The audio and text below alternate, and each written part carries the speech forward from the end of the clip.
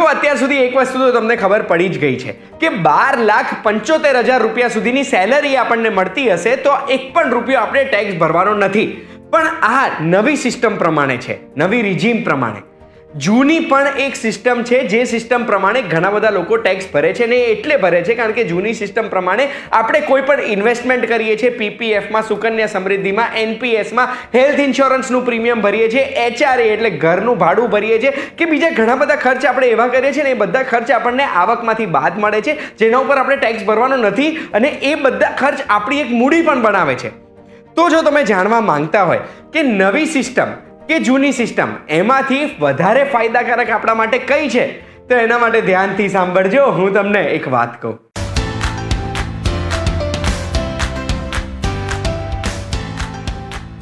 એક વાત કહું, આપનું સ્વાગત છે. મારું નામ છે ગુંજ ઠક્કર. જેમ નવી ટેક્સ રેજીમમાં આપણને ટકા ખબર છે કે આટલાથી આટલી આવક હોય તો આટલો ટકા ટેક્સ ગણાય, આટલાથી આટલી આવકમાં આટલો, જે તમે સ્ક્રીન ઉપર જોઈ શકો છો. બસ એ જ રીતે જૂની ટેક્સ પ્રણાલી પ્રમાણે પણ એક કેલ્ક્યુલેશન થાય છે કે આપણે જે બી ઇન્વેસ્ટમેન્ટ કર્યું છે, જે ડિડક્શન્સ લીધા છે, ડિડક્શન્સ પછી જેટલી ટેક્સેબલ ઇન્કમ બચે છે એ ઇન્કમ પર આપણે કેટલા ટકા ટેક્સ ભરવાનું છે, જે ચાર્ટ તમારી સામે છે અત્યારે. હવે આ બંને ચાર્ટને કમ્પેર કરીશું આ વિડીયોમાં આપણે, અને કેટલી આવક પર આપણે કેટલો ટેક્સ ભરવાનો છે અને કેવી સિચ્યુએશનમાં કઈ રેજીમ, જૂની રેજીમ કે નવી રેજીમ આપણા માટે ફાયદાકારક છે. અને છેલ્લે આપણે એ પણ જોઈશું કે અગર નવી રેજીમ પ્રમાણે જઈએ છે જેમાં આપણે ઇન્વેસ્ટમેન્ટ આપણને બાદ નથી મળતા તો શું ઇન્વેસ્ટમેન્ટ કન્ટિન્યુ કરવા જોઈએ કે નહીં. તો પહેલા આપણે વાત કરીએ 12,75,000 આવક અગર કોઈની છે તો કેટલો ટેક્સ આવે. તો એ તો તમે અત્યારે તરત જ વિચારી લીધું હશે કે નવી પ્રણાલી પ્રમાણે એક પણ રૂપિયો ટેક્સ ભરવાનો નથી. પણ જૂની પ્રણાલી પ્રમાણે આપણે કેટલો ટેક્સ ભરવાનો આવે. તો જો એક પણ રૂપિયો આપણે ડિડક્શન નથી લેતા તો 12,75,000 ઉપર આપણને 50,000 રૂપિયાનું સ્ટાન્ડર્ડ ડિડક્શન તો મળે અને 12,25,000 રૂપિયા ઉપર આપણે 85,000 રૂપિયાનો ટેક્સ ભરવો પડશે. હવે અગર જો આપણે ડિડક્શન લઈએ છીએ, માની લો સેક્શન 80C એટલે ઇન્સ્યોરન્સ પ્રીમિયમ, પીપીએફ, સુકન્યા સમૃદ્ધિ, બાળકોની સ્કૂલની ફીસ કે બીજા 80Cમાં આવતા ખર્ચ આપણે 1.5 લાખ રૂપિયા દર વર્ષે બાદ લઈ લીધા. એના સિવાય આપણે હેલ્થ ઇન્સ્યોરન્સનું પ્રીમિયમ ભર્યું, પોતાના પરિવારનું, માતા પિતાનું જેમની ઉંમર 60 વર્ષથી વધારે છે એના 50,000 ભર્યા, એ બાદ લઈ લીધા. આપણને સેલેરી મળે છે એમાં પ્રોફેશનલ ટેક્સ કપાય છે, 2,500 રૂપિયા આપણે બાદ લઈ લીધા. એના સિવાય આપણે ઘરની લોન ચાલે છે, લોન ઉપર આપણે ઇન્ટરેસ્ટ ભરીએ છીએ, એ ઇન્ટરેસ્ટ ટોટલ વાર્ષિક 2 લાખ રૂપિયા સુધી આપણે ભર્યું છે, એ બાદ લઈ લીધા. એના સિવાય 50,000 રૂપિયા આપણે એનપીએસમાં ભર્યા છે, એ 50,000 રૂપિયા આપણે બાદ લઈ લીધા. તો ટોટલ આપણે 4,52,500 રૂપિયા બાદ લીધા છે. એમાં 50,000નું સ્ટાન્ડર્ડ ડિડક્શન એડ કરીશું તો 12,75,000ની આવકમાં 5,02,500 બાદ લીધા પછી 7,73,000 જેટલી આવક બચે છે. આ જે આવક છે એના ઉપર ટેક્સ કેટલો આવશે? 27,300 રૂપિયા. આનાથી એક વસ્તુ ખબર પડે છે કે જો આપણી આવક 12,75,000 કે એનાથી ઓછી છે તો આપણે મેક્સિમમ ડિડક્શન લીધા પછી પણ આપણે ટેક્સ ભરવાનો આવશે જૂની પ્રણાલી પ્રમાણે. એટલે આપણે નવી ટેક્સ પદ્ધતિ પર જઈશું તો આપણા માટે વધારે ફાયદાકારક છે. પણ એક ઉદાહરણથી સમજાતું નથી. માની લો આપણી આવક વધી ગઈ છે તો આપણે શું કરવાનું?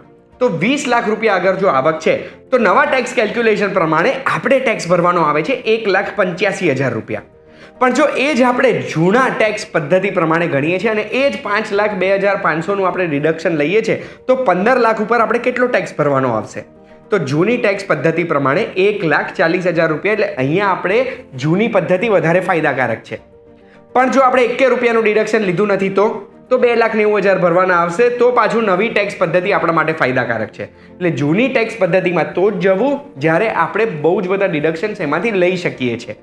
પણ માની લો આપણી આવક નથી 15 લાખ કે 20 લાખ રૂપિયા, તો પછી આપણે શું કરવું જોઈએ? શું આપણે પીપીએફ, સુકન્યા સમૃદ્ધિ એ બધામાં રોકાણ ચાલુ રાખવું જોઈએ કે ના રાખવું જોઈએ? તો અહીંયા હું તમને કહેવા માંગુ છું, ઓપિનિયન મારું આપું છું, તમે એક્ચ્યુઅલ એડવાઇઝરની સલાહ લઈને જ નિર્ણય લેજો, પણ હું તમને ફાયદાને નુકસાન ગણાવું છું. આપણે અગર જો નવી ટેક્સ પદ્ધતિ પ્રમાણે જઈએ છીએ જેમાં આપણને કોઈ પણ ડિડક્શન મળવાના જ નથી તો શું આપણે આ બધામાં ઇન્વેસ્ટ કરવું જોઈએ કે નહીં?